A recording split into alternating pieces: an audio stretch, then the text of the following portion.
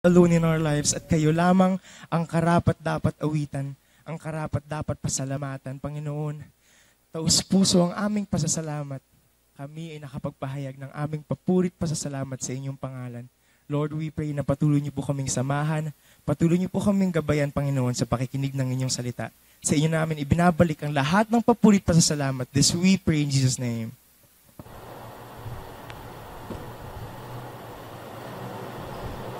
John 3:16, God loved the world, the people of this world so much that He gave His only Son, so that everyone who has faith in Him will have eternal life and never really die.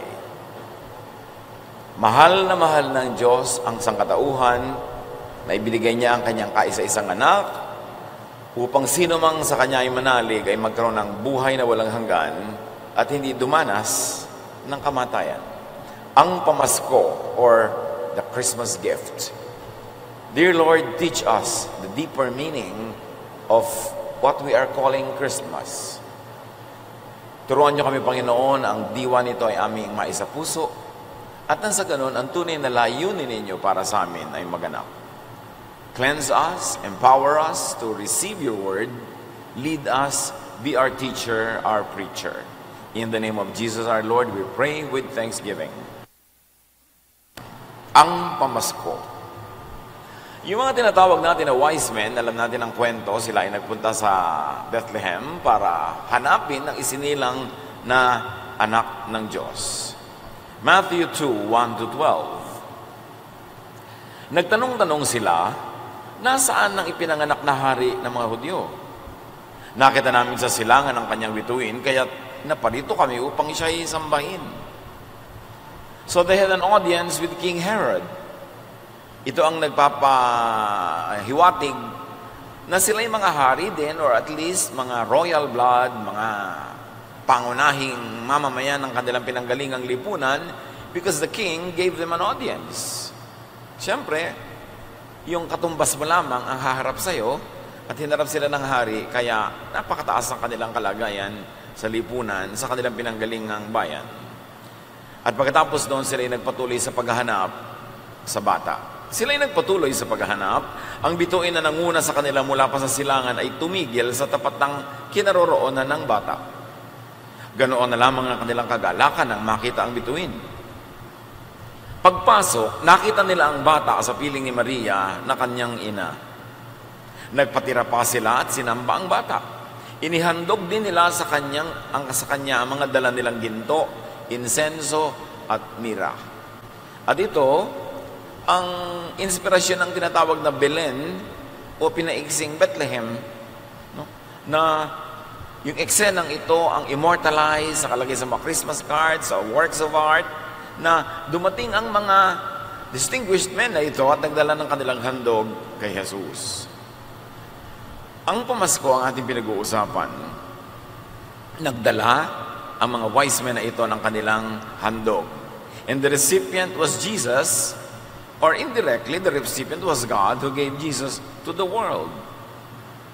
Pero bago pa ang sangkatauhan na ngayon ay kinakatawan ng mga matatalino, mga pantas na taong ito, the first recipient of the gift was humanity, because Jesus was given to the world.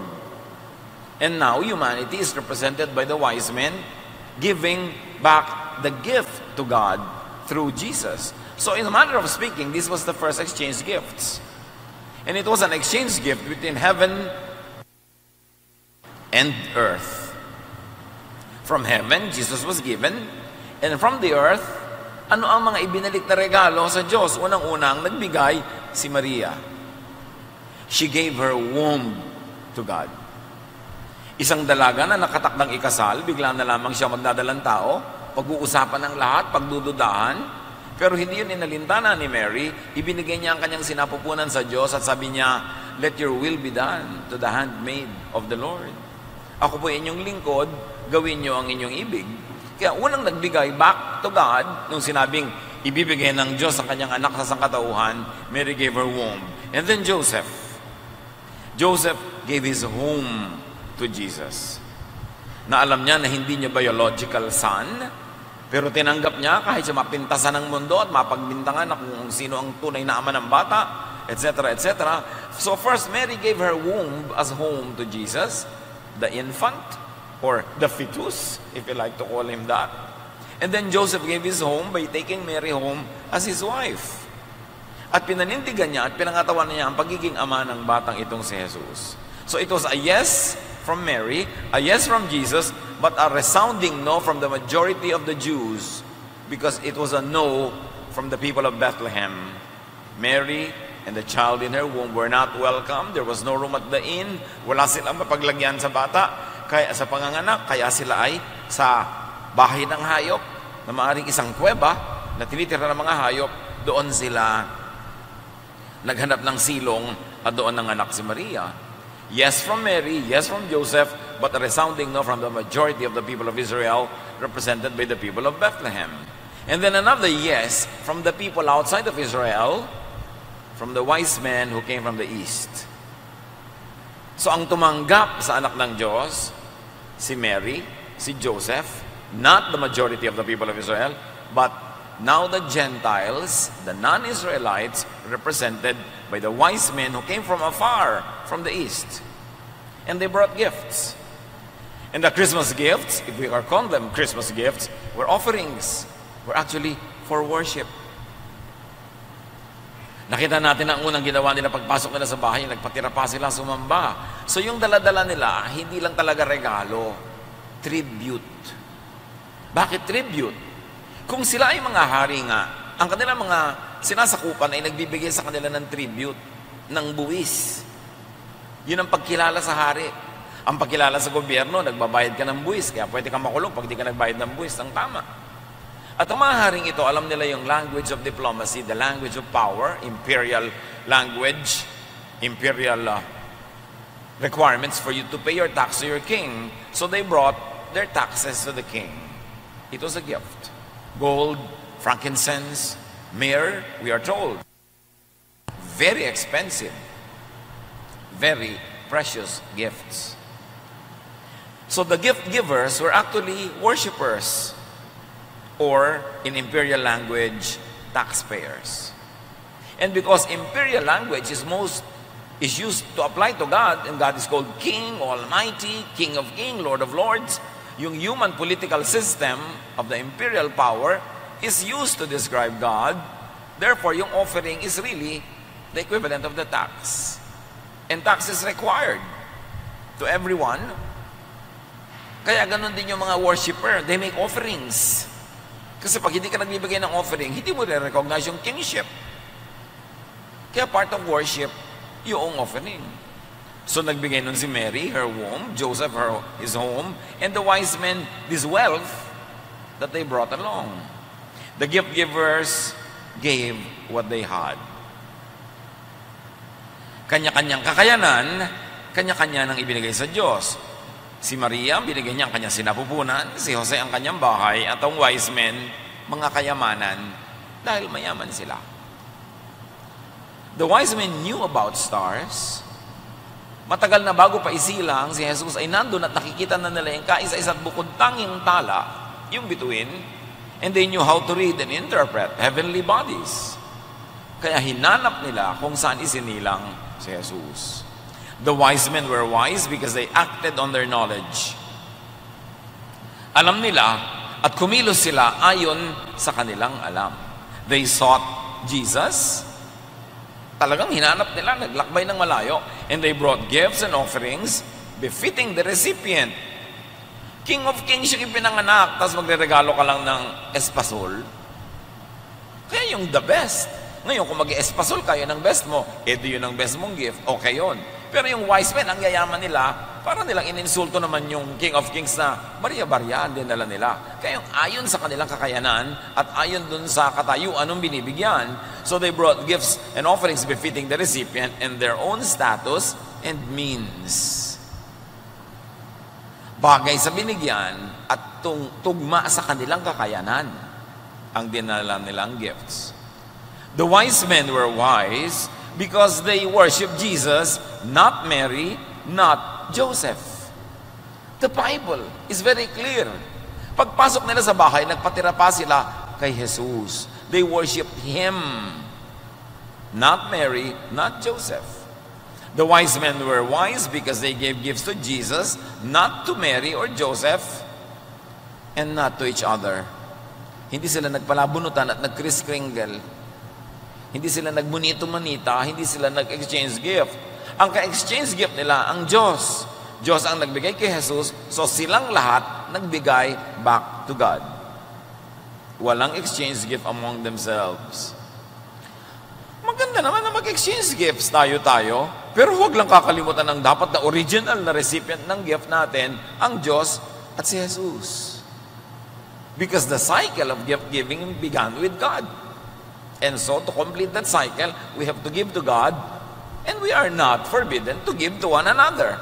Pero kung nagbibigay lang tayo to each other at wala sa Diyos, anong Pasko yun? Kulang. Dapat buo. And remember this, the gift giving was done by the visitor. Yung dumating, yung dumayo, ang may dalang regalo, hindi yung sa may bahay ang aming bati. Pupunta ka sa bahay ng may bahay, tapos hihingi ka ng gift.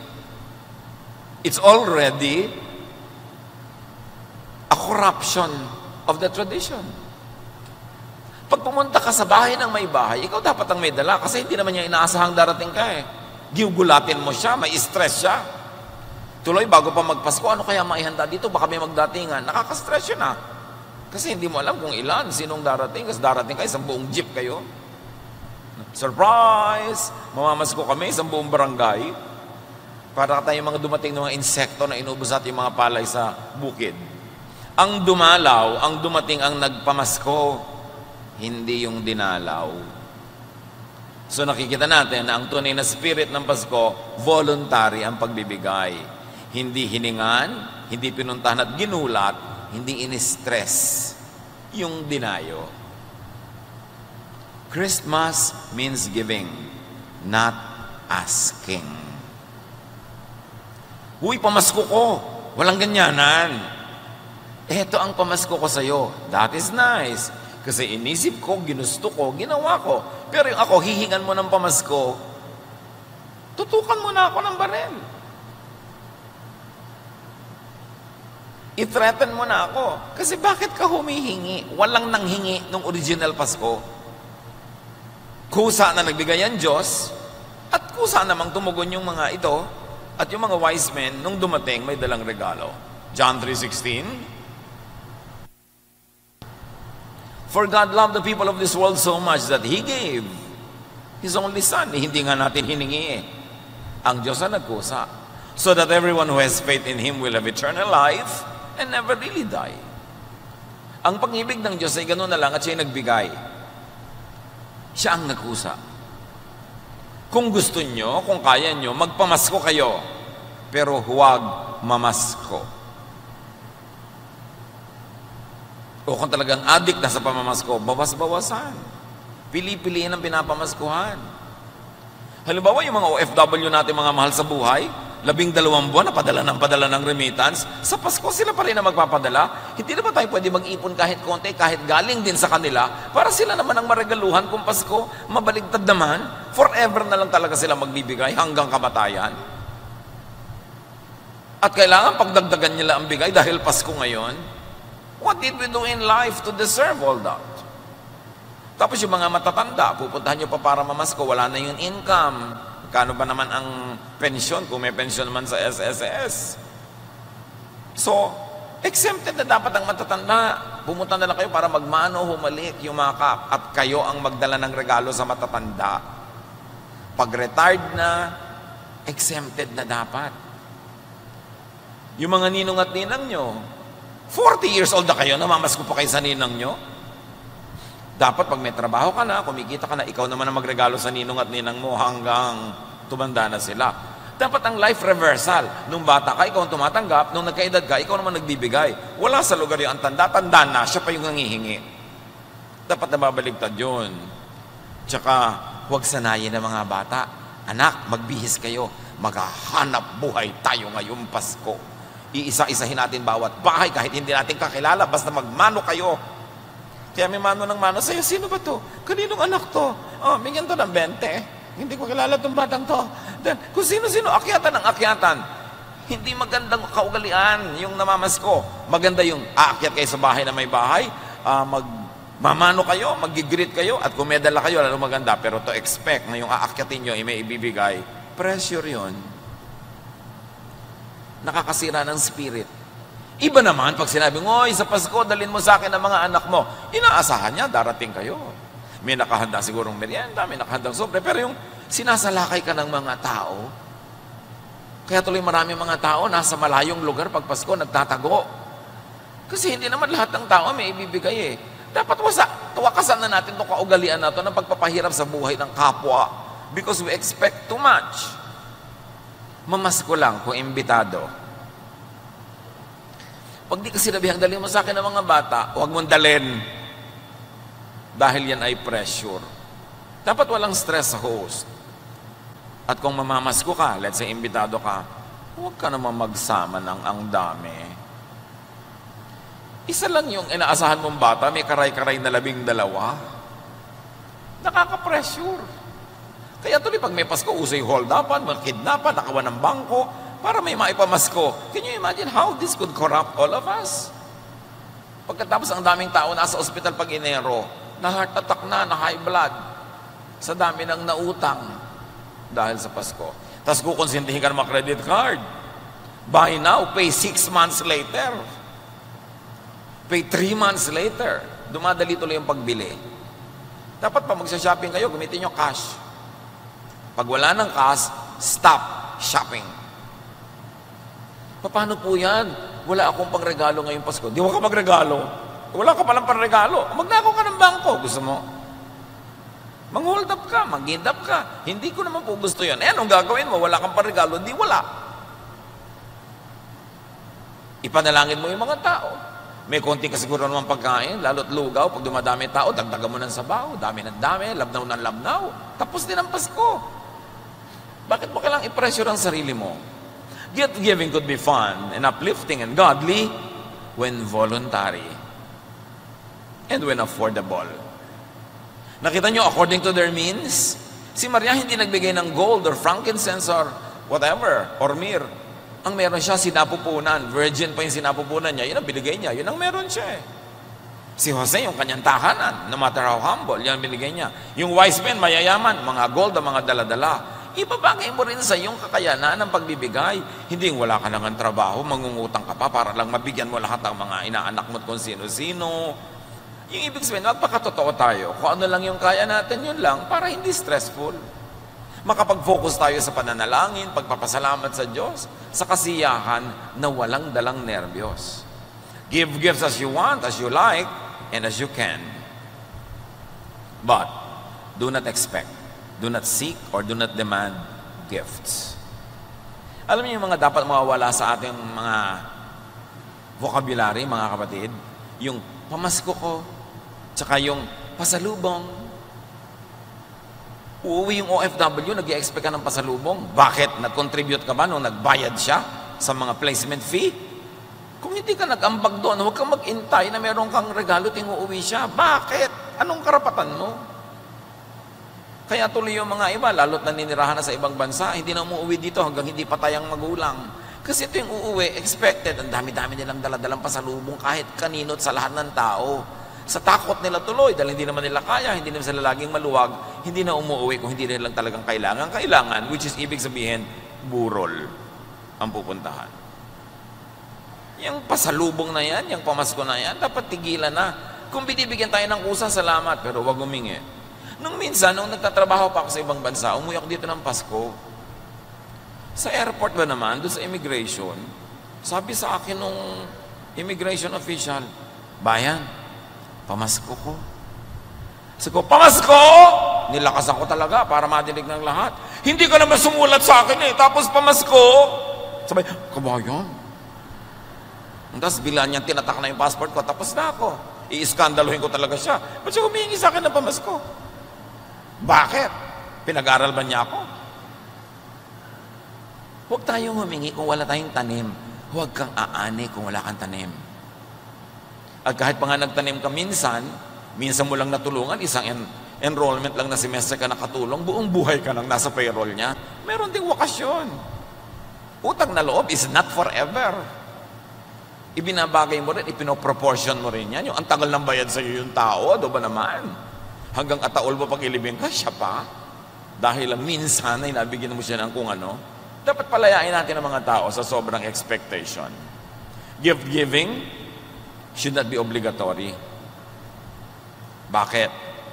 Hindi ko mo, sabi ng iba, dito, nakasanayan na ng mga kamag-anak ko, tuwing Pasko, ako'y Santa Claus. No? Wala po akong pera ngayon. Paano yan? Tanggalin mo yung si sa Claus, ikaw ngayon ang Santa Laus. Wala kang pera, anong gagawin mo? Pipilitin mo? So sabihin mo, ngayong Pasko, iba tayo, wala akong masyadong pera. Hindi yung pipressurein mo ang sarili mo dahil lang na ugalian na. Why? Because personal means are not the same every year. At hindi ko mo merong nagbibigay sa atin ng ilang Pasko na aasahan na nating automatic, bibigyan na tayo uli ngayon. Kasi baka iba na yung kalagayan niya. Na lugi siya sa negosyo, nagkasakit siya, nagkagastos, namatayan sila, nagpalibing. Naiiba, taon-taon, ang pananalapi ng kapwa. So do not give beyond your means. And with traditional expectations and pressures on the ninong and ninang, try to not ask people to be ninong and ninang unless you are close to them, you admire and love them, or you like to honor them. Tigilan natin ang pagkuha ng trophy ninong at trophy ninang. Si congressman ganon, si congresswoman ganito, si mayor ganon, si vice president ganito, si senator ganon, tapos hindi naman sumisipot. Proxy lang, ipinadala lang yung clerk. Huwag na lang. May mga kaugalian tayo na dapat iba na eh. Kung hindi close sa'yo, hindi mo mahal, hindi ka mahal, huwag mo na kuning ninang. Bakit? Para ano? Pagnantahin natin ang ibig sabihin ng ninong at ninang, hindi yung hindi ka natatandaan. Ninong, ninong, ninong. Sino ba ito? Hindi ka natatandaan. Kasi kuha tayo ng kung sino-sino na hindi naman close sa atin. Forget the trophy ninong and the trophy ninang. Dapat pagka mayroong mga child dedication, meron tayong mga kasalan, mga event na ganyan at kukuha kang ninong at ninang, yun talagang meron kang amor. Yung mahal mo, yung mahal ka, may regalo matwala, masaya kayo na yung relasyon nyo tumitibay. Huwag natin gawing komersyo ang pagnininong at pagnininang. Kasi ikaw din naman, kinukuha kang ninong at ninang, alam mo rin naman, meron lang tong kailangan sa akin. Yung, alam mo rin yun. So, bakit natin gagawin ng ganun mga bagay sa maiksing buhay na ito? Gawin na lang natin kung ano lagi yung totoo, yung maganda, at kaibig-ibig. So, huwag kang kumukuha ng ninong at ninang unless they ask or offer first. May bata kang anak, i-dedicate, may sasabi sa'yo, huy, gusto ko maging ninong o ninang. Yun ang pwede mong gawin kung ninong at ninang kung gusto mo. Pwede mo rin i-refuse. Ngayon, kinukuha kang ninong at ninang, ayaw mo talaga, may kaugalian daw, huwag mag-refuse. Bakit mo tatanggapin kung ayaw mo? Meron akong isang kilala na tumatanggi siyang kunin na ninong at ninang sa binyagan ng mga bata at kahit dedication, maraming nagtatampo. Pero nung dumaon, na-imagine din nila, tama siya, kung hindi ka naman close sa magulang, kung hindi naman talaga alam mo na napaka-pure ng motive, bakit mo tatanggapin yung invitation?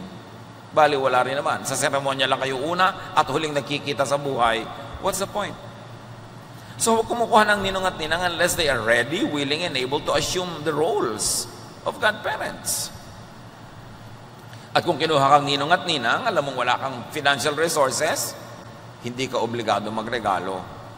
Siguro, kinuha ka nila talaga dahil may pagtingin sa'yo, mahal ka nila, at alam naman nila ang finances mo, hindi ka nila inaasahan na magre-regalo. Yung presence mo, yung panalangin mo, yung pagmamahal mo sa kanila, yun ang regalo mo. Regalo din yun. Hindi lahat ng regalo dapat merong peso sign na katumbas.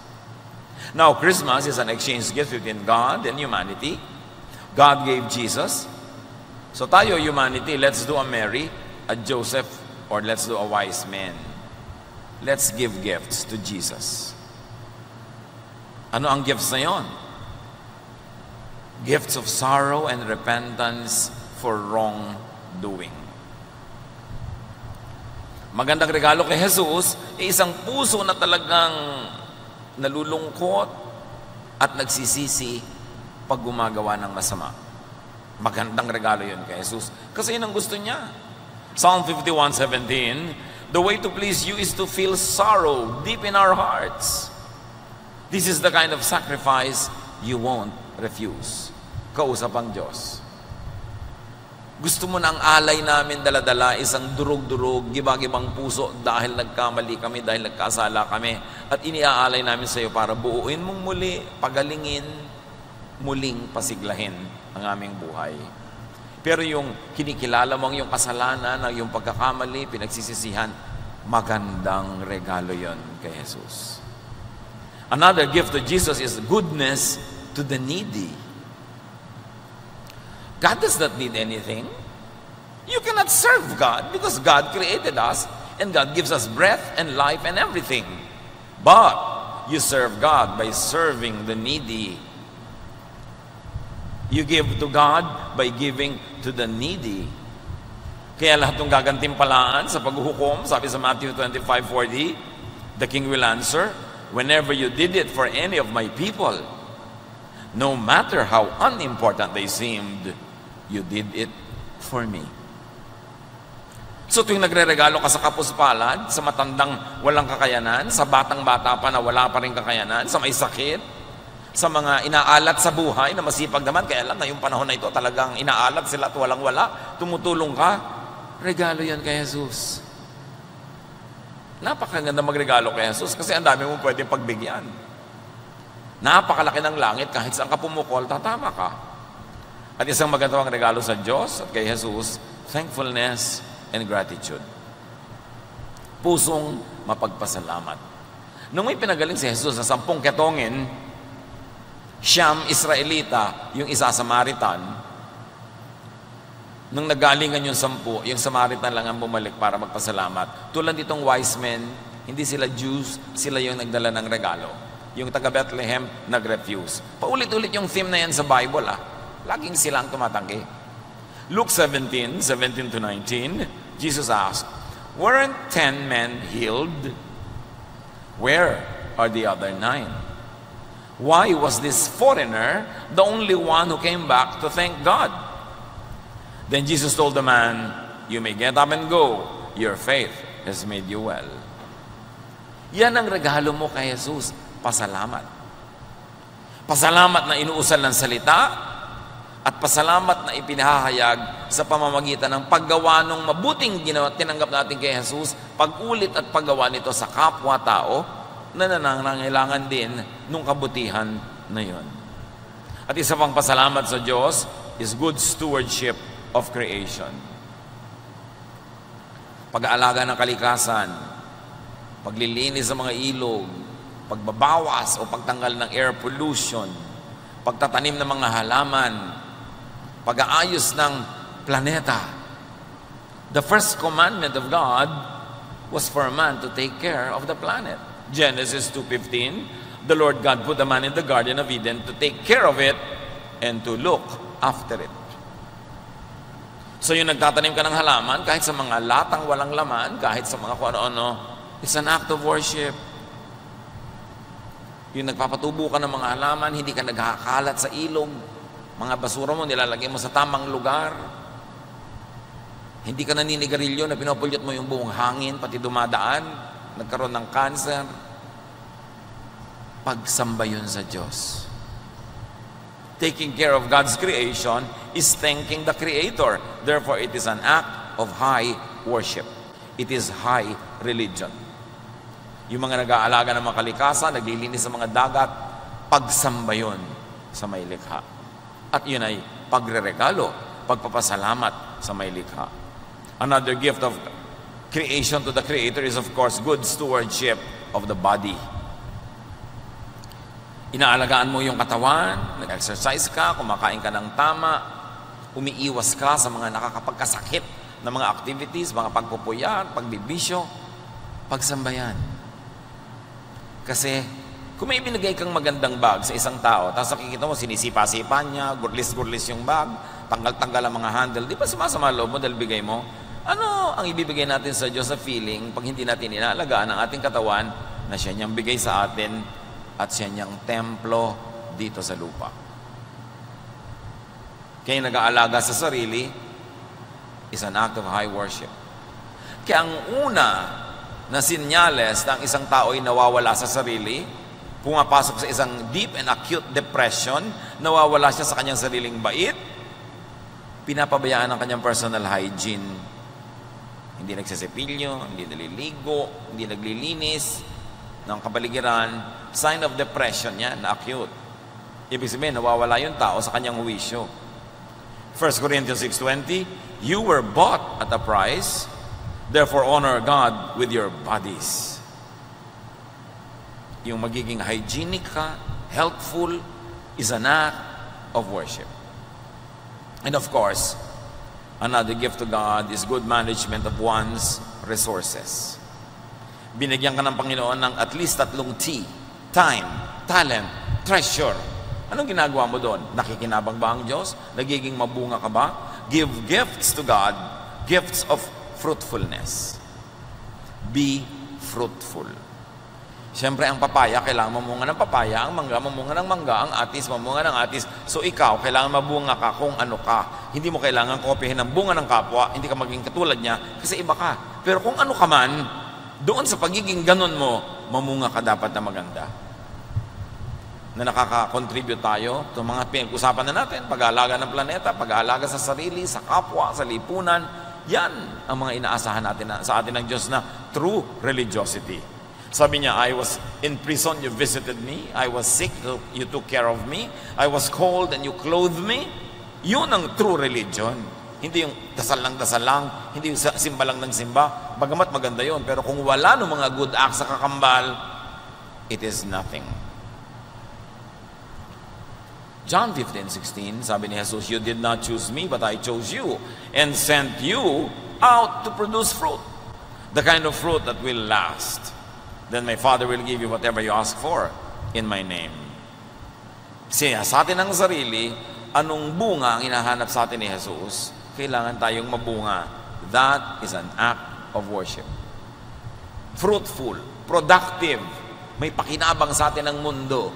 Meron tayong saysay. Unless too young, too old, or too sick. Importante.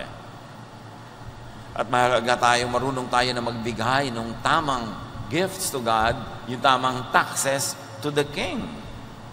Genesis 28:22, this rock will be your house, sabi niya sa Diyos, and I will give back to you 1/10 of everything you give me. Dahil kinikilala ko, ikaw nagbibigay ng lahat, isasoli kung buong buo yung 10. Yan ang pagkilala ko na ikaw ang nagbibigay, O Diyos, ako'y tumatanggap lang at nagpapasakop ako sa iyong kingship. These are the acts of giving gifts to God.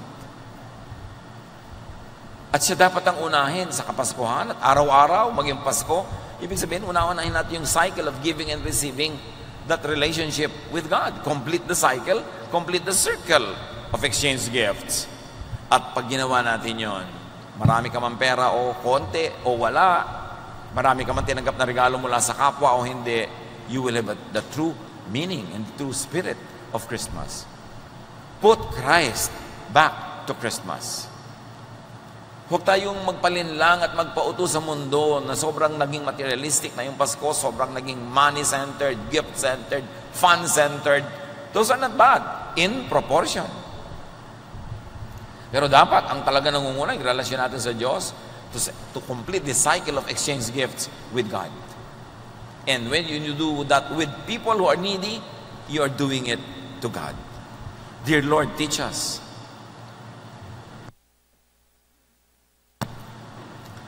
Ipakita at ipaliwanag niyo sa amin, Panginoon, ang napakahalagang kahulugan ng original Christmas. At huwag kami magpa-stress. Huwag kami mang-stress. Gawin naming blessing to our spirit, to our body, to our soul, yung ganito mga panahon. Continue, Lord, to help us develop a deeper understanding of you so we can be more free to worship you the way you want, not the way we think. Pagbulay-bulayan natin mga kapatid ang mga practical application ng ganitong mga bagay sa ating buhay, lalo ngayong Kapaskuhan. In silence, be with the Lord. Dear God, guide your people. Touch us. Give us wisdom so that we may be above the expectations of the world and we can do what you want us to do. Be with the Lord in silent prayer.